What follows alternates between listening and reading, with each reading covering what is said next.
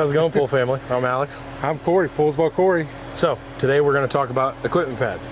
So, Perfect. The one you're seeing right here, this is a Pool Boy package. So there may be a couple more pieces than what you have on your system, but grand scheme of things, the way they operate and stuff, it's pretty universal until you get into the specialized pieces. So, when we are looking at our pump right there, we have two sides of it. What are our two sides we deal with, Corey, on the pump? We got the suction side and the return side. So on our return side's our pressure side, so everything after that pump basket is all pressurized and you got flow going back through our equipment and back to our pool. So, cleaning that pump basket out is one thing we do on a weekly basis. Now what's nice about that lid, it's nice and clear so you can look down and see if there's anything in it. So, when we clean that pump basket out, what's the first thing we need to do, Corey? Well, if we're going to clean the pump basket off, we need to turn the pump off. Okay. So, and that's done by two ways. That is. So, on this system, that little white panel controls the whole thing.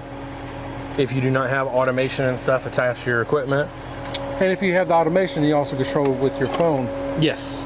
But the back of the pump right there, where that lid flips up, that is where your standalone operation is held at. So, notice on that the display's not lit up, it's not displaying what it's doing and stuff. That's because the automation is controlling what's going on. So, whether you're using your phone or the pin pad, we go into our filter pump and it's telling me what it's doing right now. So right now the pump's running at 80%. We have our set speeds we can change to, but the top left right there where it says on, if I click that, it shuts it off. So, does it just turn off the pump when we do that, Corey? No, when there's no flow, everything actually goes off. Cool. The heater, your salt system, your UV, everything turns off when there's no flow. So it's safe to work on all the other pieces once everything's off. Correct. So, opening our lid, these can get real nice and tight. Sometimes you gotta tap it a little hard, sometimes you gotta add a little mallet to the edge, but once you break that free, it'll lift right off. So, if I give it a little tap, get that, lift straight up and off, we are now exposed. See all that wonderful grossness that's in there? That's when you want to dump that out, clean that out. Make sure all that debris is out of it and stuff, and then you put it all back in.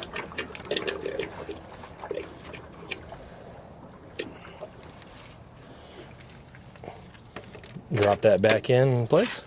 Now, can you put this on backwards, Corey? You can, but it won't sew up usually all the way. So, we always want to make sure we see where it says front. Get it back in the groove, lock it in place. Turned it to one suction point. That way it's easier to prime up with one line, not both lines. And he's doing the exact opposite. He went back in there and turned it back on. So that's going to start pulling that water back up in. It's going to start purging out that air and stuff to get that pump back up and running the way it was supposed to. Once it starts to get back up and running and stuff, you can open up that other line. That way both lines are running at once. How long does it usually prime for, Alex? So typically the systems are set for a 2-minute priming cycle. That way it gives it plenty of time to purge out any of the built up air that's in that system. And now that that's primed back up, we hear the heat pump kick back on. We start hearing all the rest of the equipment start kicking in. It's got that flow back for normal operation. Perfect. Good stuff, right? Awesome. How do you clean that filter, Alex? So, cleaning this filter is something that we do about every other week. So the cleaner you keep these filters, the longer they're gonna last. So, accessing your cartridge filter, very first thing you do, we shut it off again. This, you don't wanna operate because if you go to spin that ring, this whole system's under pressure, it's gonna start dumping water out at you, or it could actually pop off. So, we wanna be sure to turn this system off before we do anything. Right there, we heard the heat pump kick off, we heard the pump shut down, it's now safe to operate. So, right up top you have red air release. Give that a spin. What's that doing, Alex? So what that's doing, that's introducing some air into the chamber, so that way it's purging this water level out, so it goes either through the return or back into the pump towards the pool, so that way you're not dealing with an entire full chamber of water. Okay. So, we grab the spot right here where it says latch, give it a squeeze and a spin. You get it right there, and then this lid lifts straight up and out. Right there, That's it's pretty easy, actually, Alex. not too bad. There's also different filters that are Yes. way more difficult to take apart. Some you have to use a wrench or a socket and take a band clamp off and fight it and all that stuff. This one's real nice and easy. It's a twist off and lift. So this cartridge right here is a nice clean cartridge. That's what your cartridge should look like and stuff when you clean it and go to put it back in. Notice how there's not a lot of heavy debris built in there. These bands aren't broken. It's all nice and clean. When we clean these cartridges, what do we use to clean them, Corey? You can use cartridge cleaner, or you can use this water hose. Right. So sometimes you got to make them soak, but that's when we're talking about the cleaner and stuff like that. But you're using a garden hose and spraying it down real nice. You're trying to get all the gross body oils and all that stuff. I'm going to step off real quick and I'm going to show you what a dirty cartridge looks like. So this is a dirty cartridge. Notice all the debris and stuff in there. A broken band. The bands that are broke or missing. This is one that is toward the ends of its lifespan. Pretty much once those bands start to break, it's time to change the cartridge out. Why do we do that? Because the pleats actually will get closed together and you lose filtration. Yep, you're losing that surface area for your cleaning. So that's one that it's been through its lifespan. It's gone through a couple cleanups and stuff. It's time to change it out. And what's the lifespan expectancy, Alex? You should get a couple seasons out of these depending on how well you clean them. So just like a lot of the pieces we're going to talk about, if you don't clean them efficiently enough or take care of them properly, it is going to drastically shorten the lifespan of them. Okay. And you're getting, and again, the oils are the number one enemy of any cartridge filter. Yes. So body oil, skin cells, all that stuff. Stuff that when you spray the cartridge down, it may look clean, but it's the inside pleat where all that stuff's getting bound up to that you really got to get cleaned out of there. But yeah, using your Pool Perfect and your cartridge filter cleaner helps get a lot of that in there. I mean, what else does Pool Perfect do for you as well? Pool Perfect, if you get the right one, because there's two different ones you can get. Pool Perfect is natural enzymes for the water, but if you get the one that has phos-free attached to it, is that phosphate remover we were talking about earlier. And it's a weekly maintenance you put in the pool every week. A weekly maintenance. And again, it'll help keep your cartridges clean. Yep.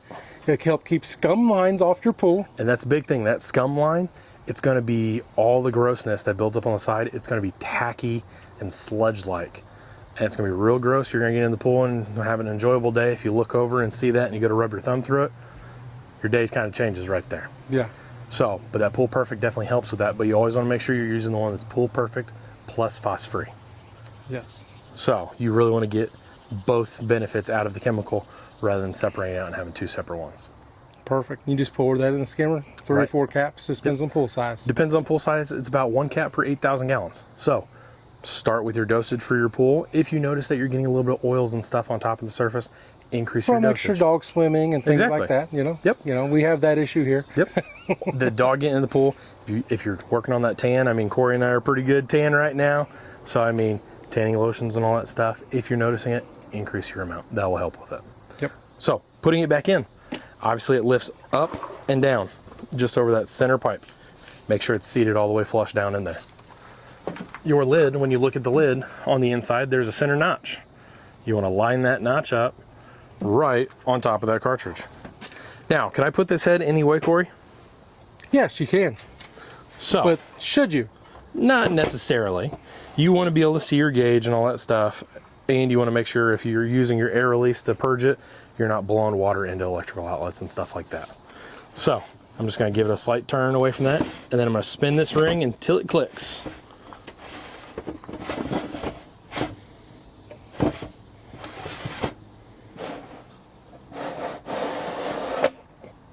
Once it clicks in place, I know I'm back in. At that point, the cartridge has been cleaned, swapped out, and we can pop it in there. And at this point, if you wanted to clean your salt cell, it'd be a prime time to do it too, because you already have your system off. Just pull these 2 unions.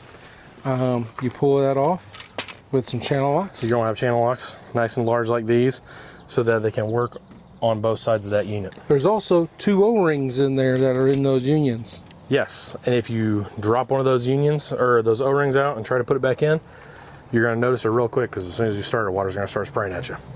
So Alex has a old salt cell here. This is a bad cell. So, for demonstration purposes of what it's gonna look like, right there are your unions.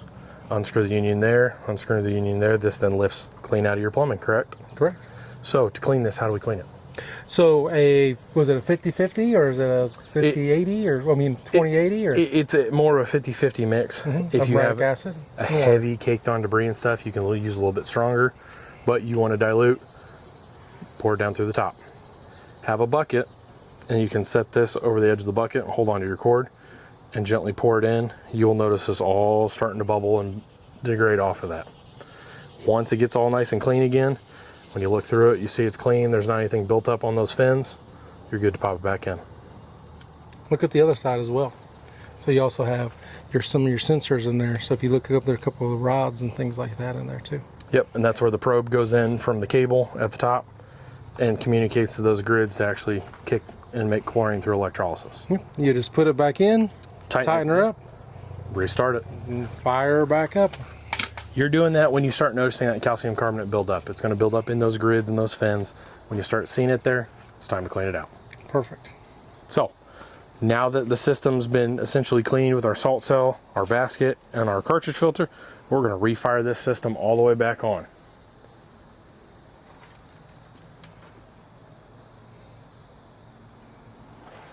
It goes through its priming again, starts the system back up, and then everything starts working. What are some of these things on the back wall here, Alex? So when we're looking at this back wall, we have our Omni controller in the top left. Underneath that, we have our ORP and pH sensor probes, reading the water chemistry. We have our main panel box with all of our breakers. There's breakers in that box? There's breakers in this box right here. So if I open this box right here, and we look in here, all your main breakers are right here at the filter pad. So the heat pump has its own dedicated breaker. The Omni is the brain for this whole system. Your light AC, this one's real important. That is the light and automatic cover breaker. So your pool lights, your outlets, and your automatic cover are on the same GFCI breaker. So, say you go to open your pool and it doesn't light up, what's the first thing you're gonna do? I'm gonna come over and check the GFI breaker, Exactly. see if it's kicked. You wanna reset that breaker. Once you reset the breaker, you're back in business. And then your pump breaker is your pump and your UV. So everything's on and running when it kicks on, and make sure your breakers are all set. So this is your first place to go. Rather than a breaker in the house for the main power supply outside, this is going to be your first point to check. So those other boxes, those are light transformers, and the other one's a landscaping light transformer. Yep. So those are for pool lights, for the bowls, the waterfall, and the pool lights. And the other one's your dedicated landscape lights. Yep. Which it's actually integrated into the Omni panel. So it actually works with my controller on my phone. Yep, so you can click it and turn it on and off and all that stuff, just like you do your other lights. What's the gray cylinder, Alex? That gray tube right there, what that is, that's your UV system, your ultraviolet. So, notice how there's that nice blue light going on through there? That is going and that's neutralizing that bacteria. It's breaking free those chloramines, neutralizing those as well, so that way you're using less sanitizer. Big thing with that UV, as long as you see that light on, it's on and working. If you don't see it, what's one of the first things you need to check? Flow. Exactly. So it has its own dedicated pressure switch inside that unit. So if it is not getting enough flow rate, whether the cartridge is dirty or your speed's set too low for that time period, it has to have enough to engage it. So always check your flow first. If it doesn't kick on, even with higher flow and stuff, try taking your cartridge out. If you haven't cleaned it lately, a lot of times it'll kick on from that. And if that's not working, your salt cell's not working, and your heater is usually not working as well. Exactly. Because all with these two items, your pump basket, your cartridge filter, or your sand filter, are your main likely restrictions for flow. Yep. So always start with checking your pump speeds in your cartridge or backwash your sand filter to see if it kicks on the rest of your system. And if it does, then you know that was your main cause right there. If not, that's when you start digging into service calls and stuff like that. But most of the time you're running into it, it's flow restrictions in your filter. Right. What's this one here, Alex? This tank right here and this lovely tray underneath it, this is your muriatic acid feeder. So this tank holds about 13 or 14 gallons of muriatic acid at a time. It is attached to this probe box next to your breaker for the Omni. So what this does, this is where you put all of your muriatic acid in. When you, so you see in there that liquid moving around, that is all muriatic acid. So the probe for pH is reading your given pH in the system right over here at a given time. It is then communicating with over to that acid tank and saying, hey, the pH is at 7.3 or 7.4. When you set your Omni panel, you are deciding where you want it to set point. So if we were talking like 7.2 like we had earlier, that is what's engaging and telling this tank right here to kick on, so that way it pumps acid in the pool to make it the level where you want it to be at. So right now, right, it looks like we have our slider scale set to 7.3 or 7.2.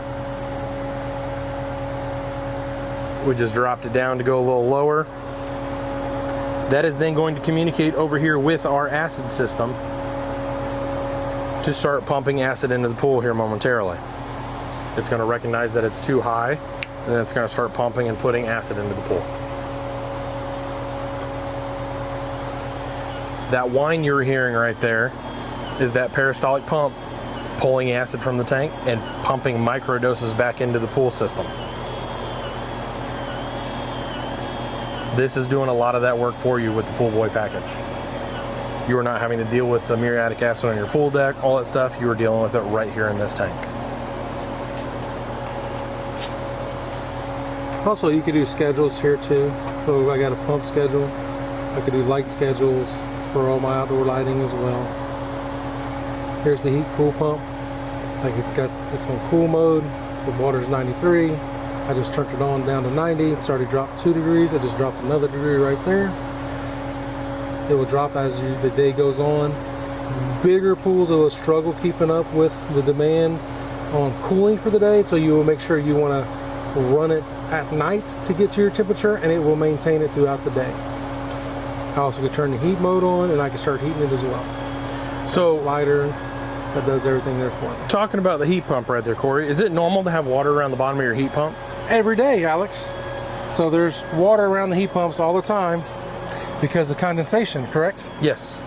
So it's pulling the moisture out and stuff and getting rid of that heat if you're cooling it, or if you're trying to heat it, it's getting rid of that cool air and stuff through the unit. So it condensates and leaks out the bottom of the unit. Perfectly normal. Say I haven't run my heat pump. It's either, you know, beginning of the season, end of the season, we're not using the pool as much. I'm not trying to heat it or cool it. I want to save a little energy. And I see a bunch of water around it. If you're not been running your heat pump, yes, there's an issue with leaking them. One thing about these heat pumps, unlike the heat exchangers, I mean, they're like titanium, aren't they, Alex? Yes, you're more resilient on a heat pump than you are, say, your standard gas heater. So, gas heaters are more susceptible because you're dealing with copper heat exchangers.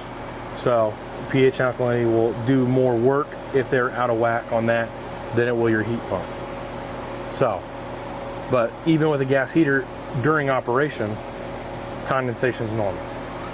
So, big thing is though, while it's running, it's going to be wet. That's all perfectly fine. It's when it's not running, we need to start digging in and seeing if something's going on. Water features. You have water features on this pool, correct? Oh, yeah. So what's this big black valve over here with this Hayward? So these are your GVA. individual Hayward valves. They're manual valves. So I can sit and turn that either direction to adjust flow rates and all that stuff. This one right here is an automatic electronic valve actuator. So we have that tied into our equipment set. So that way when we actually turn our program on for the system for our water features, it slides that valve over. Now, when these valves kick on, it's about, say what, 10 to 15 seconds to turn on, right, Corey? Yes. So keep that in mind, that it's going to take it, you know, a little bit to open up and stuff to get that valve pumping the water the direction it's going. So as this valve is spinning, we're taking water away from our wall returns of the pool, and we're giving it to our dedicated water features instead. And again, make sure the cover is open at this time, because it would dump all the water on top of the cover, right? Exactly. And then you don't have any set point in that's going to stop that. So it's going to pump water if that valve turns on from hitting it in your app or coming over your system you always want to make sure that this cover is open before you kick on your system. Now, The pump? the pump. Yeah, the pump changed came at the up. same time. So the pump was already running. It was just running at a lower speed, which saves you money on your energy efficiency. Certain items we've already programmed in your system, so then that way it pumps faster, so that way you get the flow of water flowing into your either water feature, your water slide, or your stop to actuate and run the way you want them to run and run appropriately. So as you can see right there, the power and the water holes are both flowing water out of them and in back into the pool for a water feature. So we'll go back into the system, we'll go back to the water feature and turn it off, and then it will re-spin that automatic valve back over the way. As you see right there, that valve is already starting to spin, and that pump dropped back down in speed. So you can see it's not a quick snap open and close. It is a nice gradual change when it opens and it closes.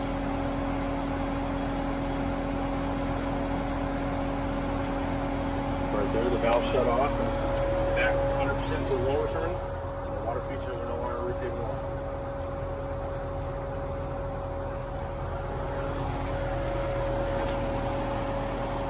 Learning's fun, isn't it? Catch you on the next one. I'm Alex.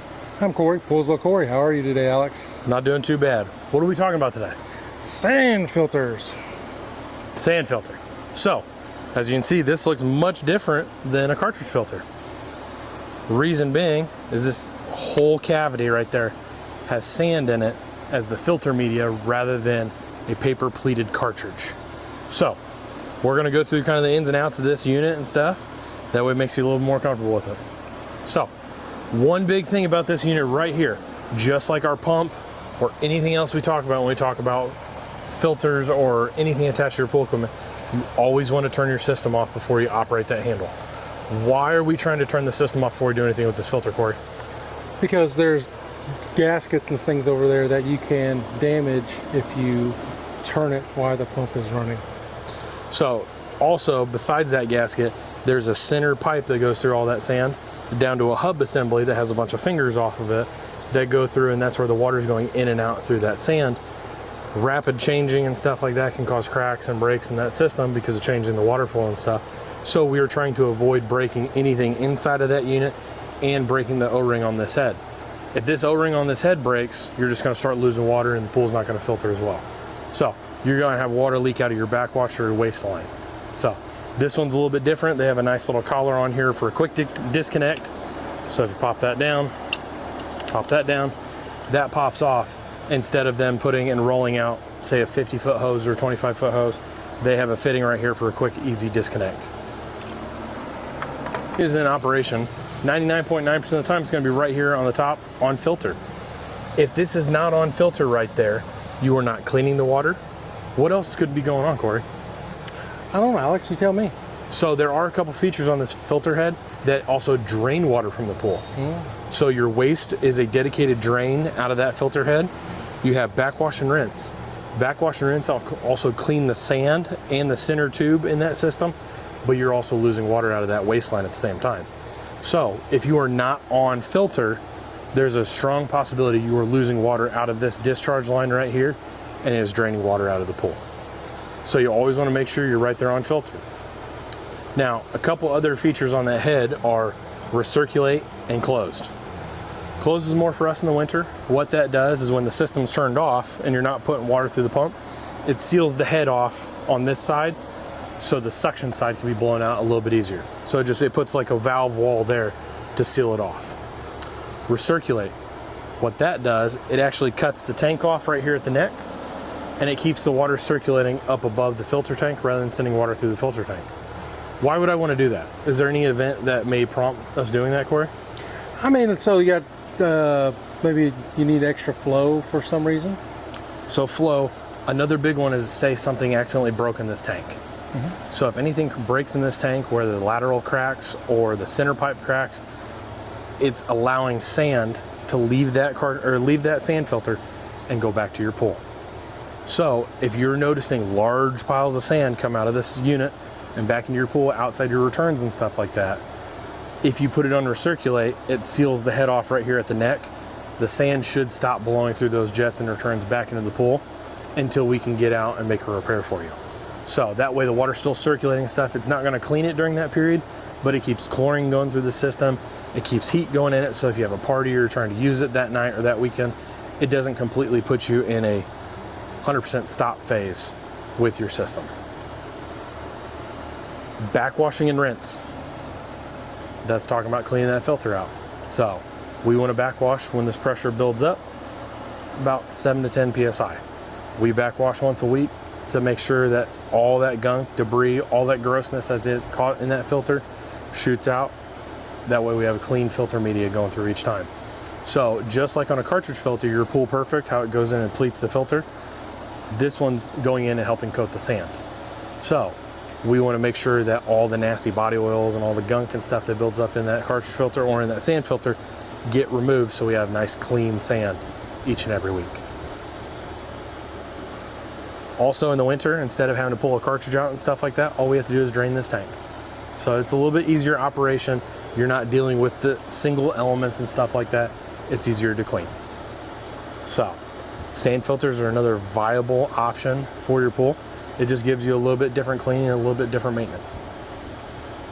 So if you have any questions, feel free to reach out. We'll answer anything you got for you, get you on the right path for your pool, and look forward to seeing you in the next one. See you, Alex. Bye. What's up, Alex? What are you doing today? I'm playing with robots. What are you doing? Playing with robots. Man, that sounds interesting. Let's figure this out. We're going to talk about pool robots today. Oh. So the one that we use is the Hayward Shark Vac XL. So we're going to set it up. We're going to talk about what you need to clean on it and stuff, and then we're going to watch it in action. Perfect. So right here is your power transformer that runs that robot. You have on, off, reset, and the port that plugs in your plug. Okay. As you see, there's 2 ports that have copper in them and 2 that don't. Now, why is that such a big thing, Corey? I don't know, Alex. You tell me. So we're looking at our cord right here. See how there's nothing on that side? Huh, that side says up right there. Okay. So when we plug this in, Which way's up, Alex? up is where you can read it. Okay. So if you towards cannot read up, it's not going to operate. top. Perfect. So I'm going to get this plugged up real quick, and then we're going to talk about that, and we're going to watch this thing work. So we're going to plug it in right here. Kind of had it out of the way, under some awning and stuff like that. That way it's kind of out of the weather and all that stuff. But we have that plugged in. We're going to come down here and take a look at our robot. So the blue handle right here, this is your safe carry handle, okay? This is what you want to lift it out of the pool with. You want to carry it to put it in the pool. This is how you want to do it. You don't want to carry it with the cord because you can yank that cord out. Now pulling it over to the edge of the side of the pool to lift out, perfectly fine with the cord, but you want to make sure that you're actually doing it here on land with the blue handle. So looking at the front of this unit, you have a black dot right there. This black dot, when you press it and lift up, exposes your basket. This basket then lifts out so you can dump it, check your cartridges, all that stuff. Right here you have a paper cartridge. You have a paper cartridge right here on the back, and 2 blue, more of sponge style cartridges. All those cartridges need to be hosed out every so often. Just like you would your cartridge filter, you want to do the same thing with your robot basket. If you don't, you'll end up burning the motor up on it. So dump your heavy debris out, drop it back in, and close your lid. Once your lid's clean and all that back together, you're ready to start using it. So we're going to lift this up right here. We're going to set it down in the water, and we're going to take all of our hose and make sure our hose is in the water. Once we have it in, we're good to start that back up, and it's going to start running. How long does this run for, Corey? I don't know, Alex. Has it been for a few hours? It runs for on average about 3 hours. So once it is done in that 3 hour time limit, it will shut itself off and it will stay sunk on the bottom of the pool or on the sun ledge or wherever it winds up hitting the 3 hour mark. It will stop there. Now, can I program this to run certain paths and stuff on this unit? I don't know. Can you? So this runs on a random path around the entire pool. It does the floors, the walls, and the scum line. But it is running on a 3-hour loop, so that way it can go and clean your entire pool. 3 hours is typically more than enough to clean your pool, unless you're dealing with large sizes, well over 55 feet. So, another big thing is while you're sitting here watching this, if you try to decide what path it's going to go, it's going to drive you crazy. So since it is a random path, it may start to go up the wall like it just did, change its mind direction where it wants to go, and go a different path. Now, fine silty debris, so like calcium carbonate, all that stuff, inorganic phosphate material, dead algae, these are not the best to clean with. Reason being is it's also brushing as it's going through it. So as it's going through, some of it gets caught in the basket, the rest of it around it gets dusted up, and the whole pool clouds up. In the event you have that style debris in the pool, you want to use your hose vac, vac it up into your cartridge, or vac it to waste with your sand filter. Everything else, leaves, debris, stuff like that, these work great with. Perfect. Do you want to be in the pool with us? Do you swim with a toaster? I gotta ask sometimes. No, you don't want to be in the pool with this, correct? Right.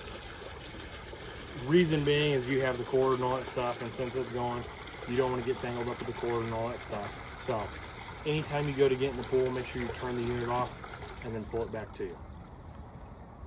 Getting it over the edge of the pool, say if it's in the bottom of the pool, it's safe to pull it over with that cord like I was saying earlier, but make sure when you go to take it out of the water, you are grabbing that blue carry handle, because that unit will be completely full of water and you want it to drain out before you start trying to lug it somewhere. Another cool thing about this unit, Corey, did you know it has a 3-year warranty? Like all of our Hayward Expert line equipment? I did not. Yes. So that is covered under our Expert line series of stuff. So if you have issues, concerns, all that stuff, we can file a warranty claim for you on that and get you taken care of. Perfect. So now that the robot's getting clean, let's get in the pool. See ya.